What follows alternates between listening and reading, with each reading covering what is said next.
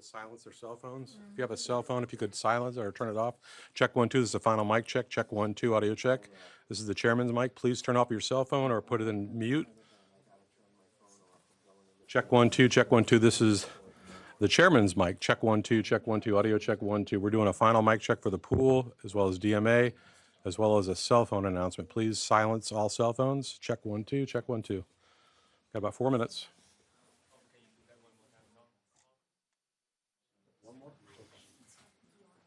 Audio check 1, 2. We're doing a final mic check. This is the secretary's mic. Check 1, 2. Check 1, 2. Again, please turn off all cell phones or silence them. Thank you.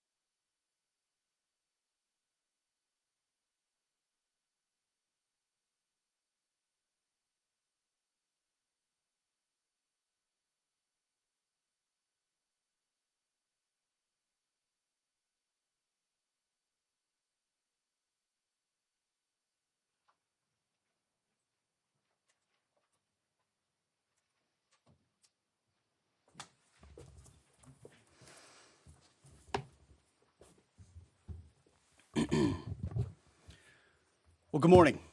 We just finished an update with Admiral Brad Cooper, the CENTCOM commander, across the CENTCOM AOR, our leadership and troops, as you would expect, doing a fantastic job.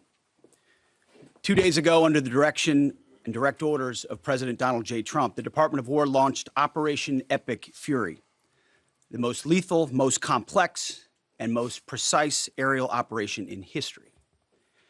For 47 long years, the expansionist and Islamist regime in Tehran has waged a savage, one-sided war against America. They didn't always declare it openly, except for their constant chants of death to America. They did it through the blood of our people. Car bombs in Beirut, rocket attacks on our ships, murders at our embassies, roadside bombs in Iraq and Afghanistan, funded and armed by Iranian Quds Force and IRGC killers. My generation of veterans carry the names of brothers who never came home. Brothers butchered by Iranian-backed roadside bombs and well-armed militias, thousands of our own. We didn't start this war, but under President Trump, we are finishing it. Their war on Americans has become our retribution against their Ayatollah and his death cult. It took the 47th president, a fighter who always puts America first, to finally draw the line after 47 years of Iranian belligerence. He reminded the world, as he has time and time again, being an American means something unbreakable. If you kill Americans, if you threaten Americans anywhere on earth, we will hunt you down without apology and without hesitation, and we will kill you. President Trump has also been very consistent. Crazy regimes like Iran, hell-bent on prophetic Islamist delusions, cannot have nuclear weapons. It's common sense. Many have said it, but it takes guts to actually enforce it, and our president has guts. Iran's stubborn and self-evident nuclear pursuits, their targeting of global shipping lanes, and their swelling arsenal of ballistic missiles and killer drones are no longer tolerable risks. Iran was building powerful missiles and drones to create a conventional shield for their nuclear blackmail ambitions. Let me say that again. A conventional shield for their nuclear blackmail ambitions. Our bases, our people, our allies, all in their crosshairs. Iran had a conventional gun to our head as they tried to lie their way to a nuclear bomb. It almost worked under Obama and his terrible deal, but not under this president. Turns out the regime who chanted death to America and death to Israel was gifted death from America and death from Israel. This is not a so-called regime change war, but the regime sure did change, and the world is better off for it. Today, in their desperation, the enemy is unmasked as Iranian missiles and drones rain down indiscriminately on the hotels, airports, apartments, and other civilian targets of their neighbors. Cowardly terrorist tactics from a regime that for decades has trafficked in cowardly terrorist tactics, lies, death, and destruction to this day.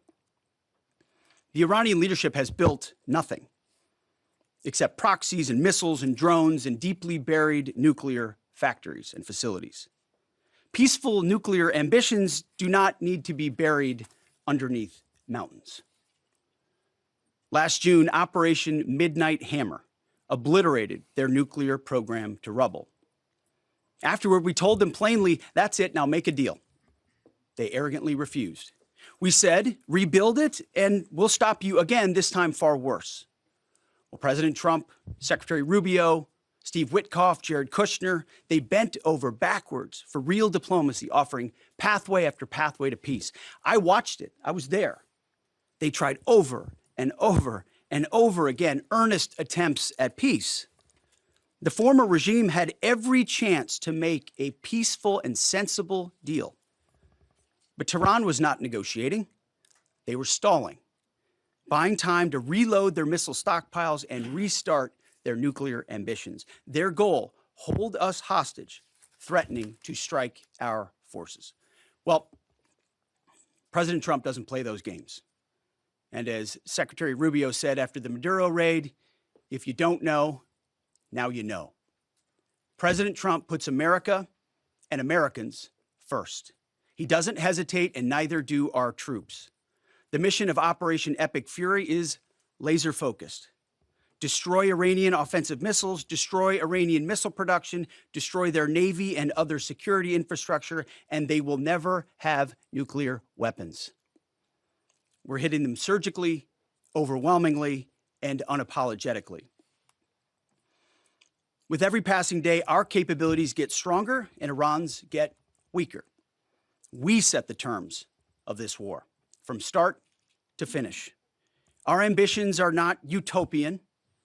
They are realistic, scoped to our interests and the defense of our people and our allies. Speaking of people, we hope the Iranian people take advantage of this incredible opportunity. President Trump has been clear, now is your time. To Iranian security forces, choose wisely. President Trump has also been clear about your fate in either direction. To the media outlets and political left screaming endless wars, stop. This is not Iraq. This is not endless. I was there for both. Our generation knows better, and so does this president. He called the last 20 years of nation-building wars dumb, and he's right. This is the opposite. This operation is a clear, devastating, decisive mission. Destroy the missile threat, destroy the Navy, no nukes. Israel has clear missions as well, for which we are grateful. Capable partners, as we've said since the beginning, capable partners are good partners. Unlike so many of our traditional allies who wring their hands and clutch their pearls, hemming and hawing about the use of force. America, regardless of what so-called international institutions say, is unleashing the most lethal and precise air power campaign in history. B-2s, fighters, drones, missiles, and of course, classified effects. All on our terms, with maximum authorities. No stupid rules of engagement, no nation-building quagmire, no democracy-building exercise, no politically correct wars. We fight to win, and we don't waste time or lives. As the president warned, an effort of this scope will include casualties. War is hell, and always will be. A grateful nation honors the 4 Americans we have lost thus far and those injured. The absolute best of America. May we prosecute the remainder of this operation in a manner that honors them. No apologies, no hesitation, epic fury for them and the thousands of Americans before them, taken too soon by Iranian radicals. Before I turn it over to General Kane for the operational update, let me speak straight to you, the Joint Force, our warriors on the front lines. This is your moment.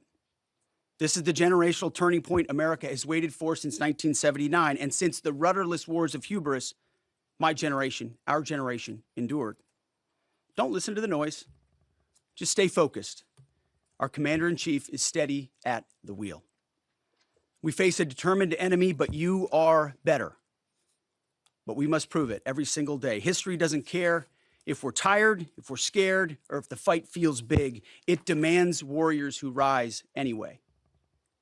Peace through strength, the warrior ethos, lethality, unity of purpose, those are not slogans. They're the beating heart of what it means to wear the uniform, that uniform. You think clearly under fire, you act decisively in chaos, you uphold the Constitution, and you uphold our country without hesitation. We are not defenders anymore. We are warriors, trained to kill the enemy and break their will. History is watching. Be the force you swore an oath to be, focused, disciplined, lethal, and unbreakable. We will finish this on America First conditions of President Trump's choosing, nobody else's, as it should be. And know this above all, President Trump and I have your back, always. Through fire, through criticism, through fake news, through everything. We unleash you because you are the best, most powerful, most lethal fighting force the world has ever seen. May Almighty God watch over you and his providential arms of protection extend over you. Godspeed, warriors, and keep going. General Kane, over to you. Thank you, Mr. Secretary, and good morning, everyone. The purpose of my portion of the briefing today is to update you and the American people on the actions taken thus far. The briefing will discuss the preparation, the planning, setting the force, the early operations, and how we're assessing the progress thus far. So let's get started. On Saturday, 28 February, at 01:15 Eastern Standard Time, 9:45 a.m. local Tehran time, on the orders of the President of the United States, U.S. Central Command, under the command of United States Navy Admiral Brad Cooper, commenced Operation Epic Fury. As I said, I'm going to walk you through the initial phases of the operation, but first, I want to express my deep condolences and the condolences of the Joint Force to the Department of War personnel killed and wounded in actions thus far. As the Secretary said, they're heroes and represent the best of our nation has to offer.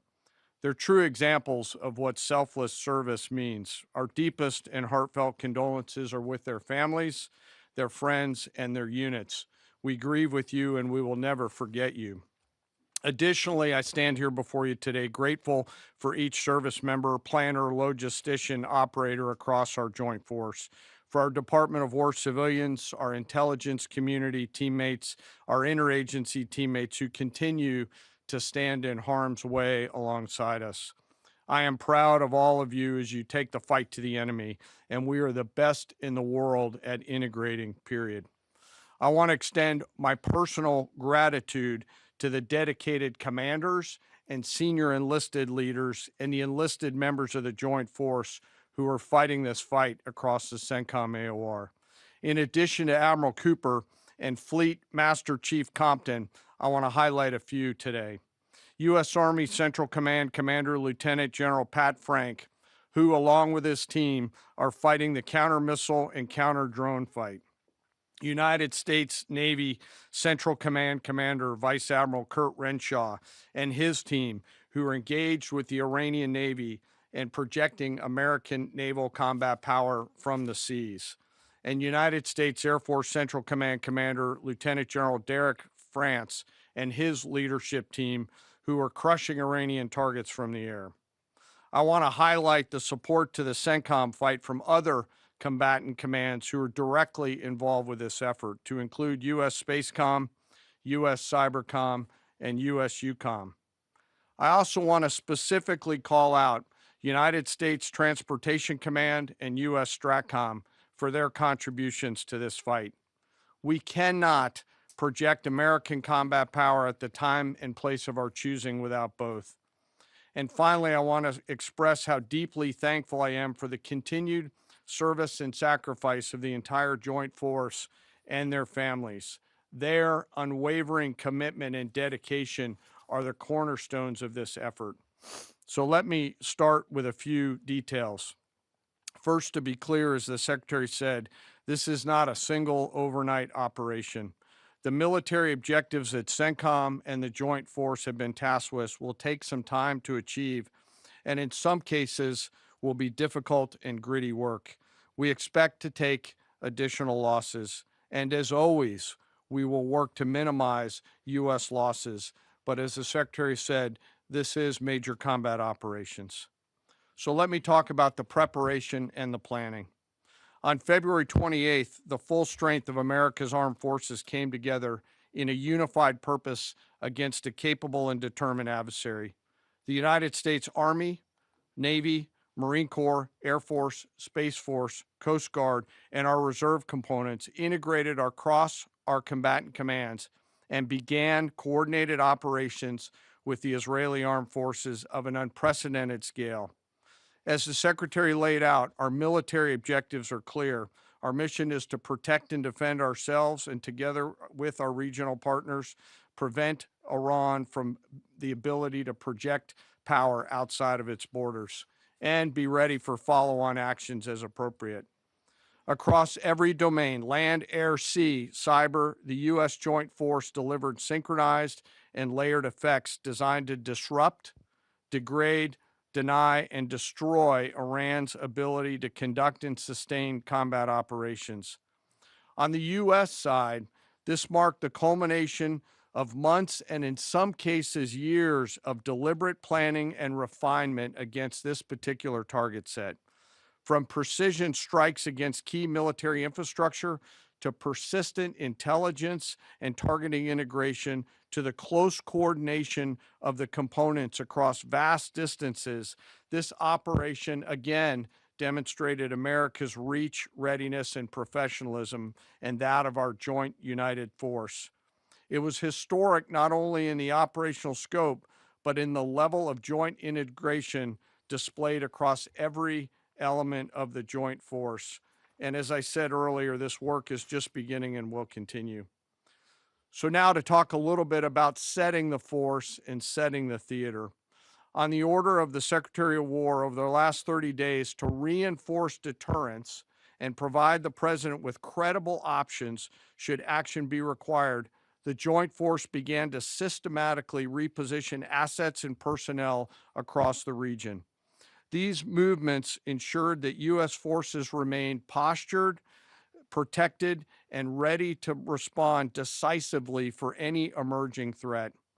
This deployment included thousands of service members from all branches, hundreds of advanced fourth and fifth generation fighters, dozens of refueling tankers, the Lincoln and Ford Carrier Strike Group and their embarked air wings, sustained flow of munitions, fuel, supplies, all supported with command and control, intelligence, surveillance, and reconnaissance network. And the flow of forces continues today. In fact, Admiral Cooper will receive additional forces even today. This rapid buildup of forces demonstrated the Joint Forces' ability to adapt and project power at the time and place of our nation's choosing. I want to highlight a couple specific cases for you. The Gerald R. Ford Carrier Strike Group, which many of you know was down in the Western Hemisphere, redeployed across the Atlantic to set the theater. The ship, her crew, their families, and the entire strike group took a deep breath and, as they always do, began planning to conduct combat operations. The integrated Reserve and National Guard forces have continued to demonstrate the value of America's reserve forces, including the Wisconsin Army National Guard operating in Kuwait and Iraq, and Air National Guard units from a variety of states to include Vermont and Virginia. In the case of the Vermont Air National Guard and the 158th Fighter Wing, they were mobilized for Operation Absolute Resolve and then were tasked to take their F-35As across the Atlantic instead of going home to be prepared to support this operation. The same is with our Air National Guard and Air Force Reserve Command tanker and mobility forces, who stepped right out of their civilian jobs to deploy and to protect the region. Lastly, I want to highlight the unsung heroes of warfare, our American logisticians and sustainment force, those who quietly work every day behind the scenes to project and sustain America's combat power. Our leaders from World War II were right when they said professionals do logistics. As regional tensions rose, the Joint Force elevated our force protection measures on the order of the Secretary and repositioned discreetly civilians and non-essential personnel designed to ensure the safety and security of our joint force. By the time operations began, only essential forces remained on our bases and in theater, all ready, capable to respond. So now let me move to H hour. At 3:38 p.m. on Friday, February 27th, the United States Central Command, through the Secretary of War, received the final go order from President Trump. The President directed, and I quote, "Operation Epic Fury is approved. No aborts. Good luck," close quote. In the region, every element of the joint force made their final preparations. Air defense batteries readied themselves, checking their systems to respond to Iranian attacks. Pilots and crews rehearsed their strike packages for the final time. Air crews began loading their final weapons, and two carrier strike groups began to move towards their launching points. Across the globe, our operations centers came alive in Tampa, Florida, here at the Pentagon, and of course forward in the Central Command AOR. As always, operational security was paramount as we sought to maintain and sustain the element of surprise. This operation was highly classified so that at H hour, the enemy would see one thing: speed, surprise, and violence of action. The first movers were U.S. Cybercom and U.S. Spacecom, layering non-kinetic effects, disrupting and degrading and blinding Iran's ability to see, communicate, and respond. At H hour, the beginning of major combat operations, 01:15 local Eastern Daylight Time, 9:45 local AM Tehran time, as dawn crept up across the Central Command AOR, the skies surged to life. More than 100 aircraft launched from land, sea, fighters, tankers, airborne early warning, electronic attack, bombers from the States, and unmanned platforms, forming a single synchronized wave. This was a daylight strike based on a trigger event conducted by the Israeli Defense Forces, enabled by the U.S. intelligence community. The first shooters at sea were Tomahawks unleashed by the United States Navy, closed in on Iranian naval forces, and began to conduct strikes across the southern flank in Iran. On the ground, forces fired precision standoff weapons, measured, deliberate, precise, and lethal. This was a massive, overwhelming attack across all domains of warfare, striking more than 1,000 targets in the first 24 hours. We are now roughly 57 hours into the operation. In the initial phase, CENTCOM's focus was systematic targeting of Iranians' command and control infrastructure, naval forces, ballistic missile sites, and intelligence infrastructure designed to daze and confuse them.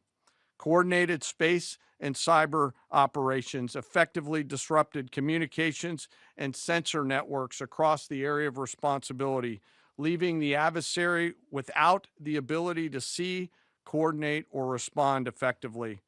The combined impact of these strikes, swift, precise, and overwhelming, has resulted in the establishment of local air superiority. This air superiority will not only enhance the protection of our forces, but also allow them to continue the work over Iran. Over the course of the last 2 days, the Joint Force has launched hundreds of missions from land and sea and delivered tens of thousands of pieces of ordnance. The effort continues to scale. This included American B-2 bombers, which again, similar to Midnight Hammer, flew a 37-hour round-trip sortie from the continental United States, dropping precision, penetrating munitions on Iranian underground facilities across the southern flank and slightly deeper. Additionally, Israel has separately executed hundreds of sorties against hundreds of targets. Beyond Air Force and Navy aircraft strike packages, coordinated salvos of precision standoff weapons from across the region have neutralized hundreds of pre-planned targets. As I mentioned earlier, in support of these kinetic operations, U.S. Cybercom and Spacecom have continuously layered effects to disrupt, disorient, and confuse the enemy. I will note that this operation had several combat firsts, which I'll allow at some point in the future Admiral Cooper to talk about since he owns the AOR. While we've prosecuted a relentless offensive campaign, our defense has been equally important. Across the theater, operations have remained steady and disciplined. Once again, our integrated air and missile defense network is performing exactly as it's intended. U.S. Patriot and THAAD batteries, along with ballistic missile defense-capable Navy destroyers, continue to coordinate and execute intercepts with precision and consistency. I wish that every American could hear the voice communications like I have as these joint operations centers remain calm, focused, and cool while executing under fire over and over again. Collectively, these systems have intercepted hundreds of ballistic missiles targeting U.S. forces, our partners, and regional stability. The threat from one-way attack UAVs has remained persistent. Our systems have proven effective in countering these platforms, engaging targets rapidly. Each intercept represents hundreds of hours of training, readiness, and technology all coming together to work as designed. We will remain vigilant in the counter UAV fight. And the defense of the region is not ours alone. As the threat grew, our partners surged in beside us. Air defense batteries in Qatar, the UAE, Kuwait, Jordan, and Saudi Arabia joined the fight, proof positive that years of training, trust, and hard-earned integration pay off. I am aware of the loss of 3 U.S. Air Force F-15Es overnight in the region. I am grateful for the safety of the crews, and we know that this was not from hostile enemy fire. As this matter's under investigation, I'll not comment further on this. Let me close. Operations will remain active across the theater and across the globe. The U.S. forces are postured not only to maintain pressure, but to respond and adapt as required. Operation Epic Fury stands as a reminder of what the United States military uniquely delivers: the ability to project power on a global scale with speed, surprise, precision, and overwhelming force when and where our nation requires it. What we've demonstrated over the past several days reflects years of investment in readiness, joint integration, and professionalism of the joint force. As major combat operations continue across CENTCOM, we remain engaged globally. America's joint force retains the credibility, capacity, and flexibility to respond to any contingency anywhere in the world at any time. To those who would test our resolve or threaten the United States, our allies, or our interests, understand clearly we can reach you, we can sustain the fight, and we can scale the fight, and we will prevail. To the American people, your joint force remains steady, frosty, calm, and focused. Your service members are trained, disciplined, and determined. We understand the risks of this mission and the weight of the responsibility that we carry. We also recognize that our families also shoulder the burden at home. You are a part of this too. I am proud today, as I am every day, to stand as a member of America's joint force. There is no mission too complex, no distance too great, and no adversary too determined for the men and women who wear our nation's uniform. We mourn our fallen, we honor their families, and we continue our mission with focus, unity, and strength. And now I'm happy to take any questions. Thank you, Mr. Chairman. Right here. Go ahead. Thank you for your time. What percentage of Iranian long-strike capabilities are still in the fight, and what is our exit strategy here, and when will it be deployed? Well, they have long-range strike capabilities, which we are hyper-focused on. The brief we got just this morning, Admiral Cooper knows exactly and precisely what kind of threat matrix he's looking at, the way they might change their techniques, and how we adapt to that.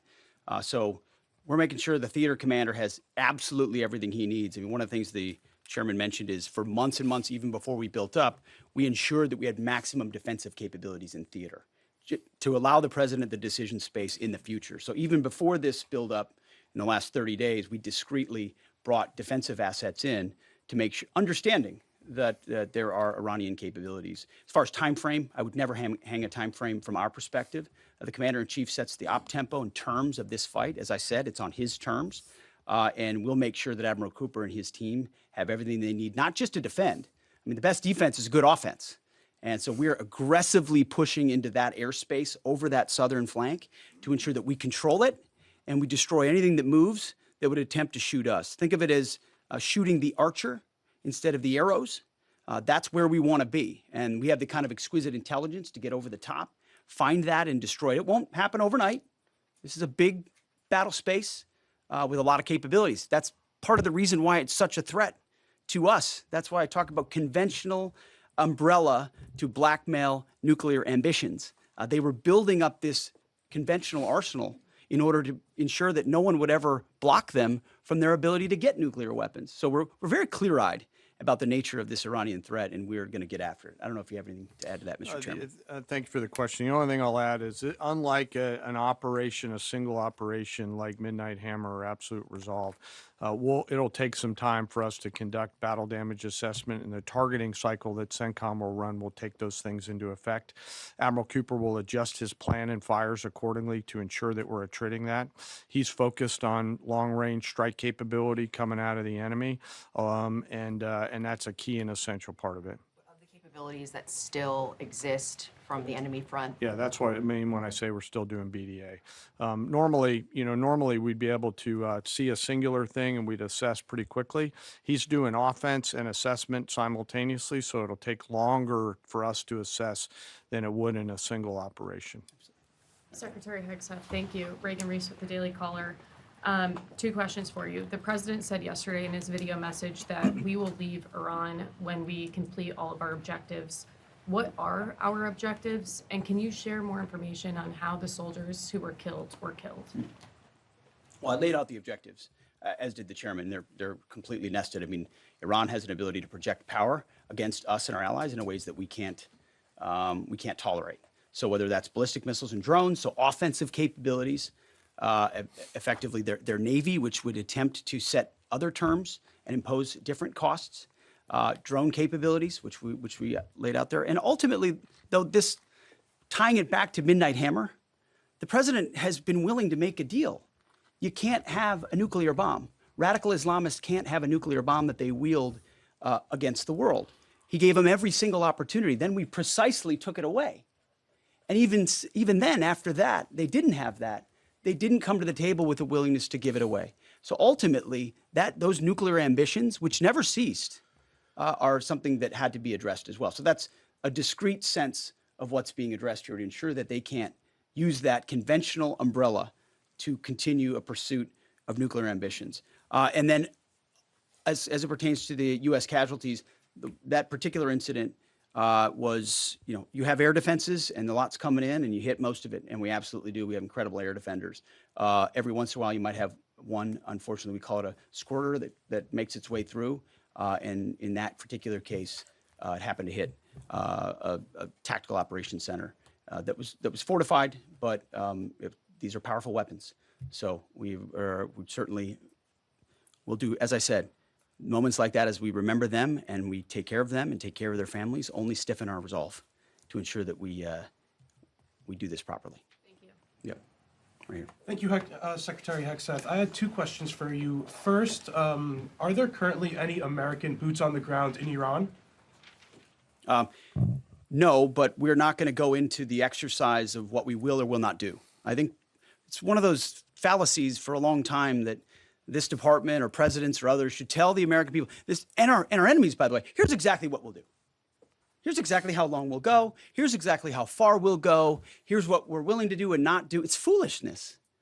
And so President Trump ensures that our enemies understand we'll go as far as we need to go to advance American interests. But we're not dumb about it. You don't have to roll 200,000 people in there and stay for 20 years. We've proven that you can achieve objectives that advance American interests without being foolish about it. Now, will we be bold about it? Are we willing to be decisive about it? Do we put months and months of planning into what kind of effects we want to achieve? Absolutely. But going forward, why in the world would we tell you, the enemy, anybody, what we will or will not do in pursuit of an objective? We fight to win. We fight to achieve the objectives the President of the United States has laid out, and we will do so unapologetically. Thank Is there you. any significance to Israel carrying out the strike to kill the Ayatollah? And I wanted to know, what was your immediate reaction to finding out about his killing? I think Israel did a great job in the conduct of that operation. President Trump put a 4-week you go, timeline right on here, it. Are you please. saying that's wrong? Yeah, thank you. You mentioned during the briefing, General Kane, that there would be additional troops sent to the region. Could you say how many troops currently are involved in this operation and how many additional troops are planned to go in this next phase? I don't want to talk specifics because that would tip the enemy off. We have more tactical aviation flowing into theater just based on the time it took to get it out there. I think we're just about where we want to be in terms of total combat capacity and total combat power for Admiral Cooper. One of the things, though, that a commander, he'll consistently assess the trajectory of the campaign. Is he on or off trajectory? And then make an ask of the joint force, which will then develop options for consideration by the secretary and the president to either increase or in some cases decrease the amount of combat capability that we have over there. I heard the question about 4 weeks. It's the typical NBC sort of gotcha type question. President Trump has all the latitude in the world to talk about how long it may or may not take. 4 weeks, 2 weeks, 6 weeks. It could move up. It could move back. We're going to execute at his command the objectives we've set out to achieve. And what he has shown an ability to do that other presidents can't quite seem to have the aperture to do, well, I mean, Joe Biden didn't even know what he was doing, is to look for opportunities and off-ramps and escalations for the United States that creates new opportunities to execute what we need on our own timeline. So you can play games about 4 weeks, 5 weeks. He has all the latitude, and I'm glad he does, because there's no better communicator than our president expressing those things. To the Daily Mail. I've been in meetings with the president for the last 2.5 days. We know exactly where his headspace is, and he will communicate as he should exactly what he would like, and we will follow those orders. And I think everything he said on that is right down the middle. Chairman, did you have Absolutely. evidence Yes, right there. to Yes, sir. strike first? Thank you very much, Secretary. I left my hometown of Sakis in Iranian Kurdistan in 1996. Can you promise that I will be able to return home safely this year? And I have a following question too, please. I appreciate the question. I'm not here to place guarantees on that, but I think the message the president has given has been clear to the people of Iran. This is your moment. The world was seized by these crowds, and then seized by the reality of this regime killing tens of thousands of innocent protesters. So we saw the nature of the regime yet again exposed. We saw many of the Iranian people seek a change there. This is their moment to take advantage of it, for sure. Secretary, you served in Iraq and know that no American soldiers were killed in Kurdistan. The Kurdish people are very pro-American. Will you continue protect Kurdistan and Peshmerga as loyal ally of the United States? Why I'm asking this question? Because now Kurdistan is under attack by Iranian drones and by proxies in Iraq and on the region. I think I can speak to allies generally in the region who we've been in constant communication with. We've been standing shoulder to shoulder with them, and we appreciate their capabilities. Absolutely. Yes, right here. Hi, thank you. Cameron Arkin with the Daily Wire. My question is about some of the domestic threats, if any, regarding this right now. Have there been any concerns about Iranian sleeper cells, and kind of what has the Trump administration been doing to kind of monitor these All threats? across the interagency, in full coordination. Of course, we're paying attention to any potentialities there. This is a former regime, a regime that seeks to export that ideology and try to sow terror. We're ready for that. We've seen these types of folks before, and the American people can rest assured that we're vigilant on that.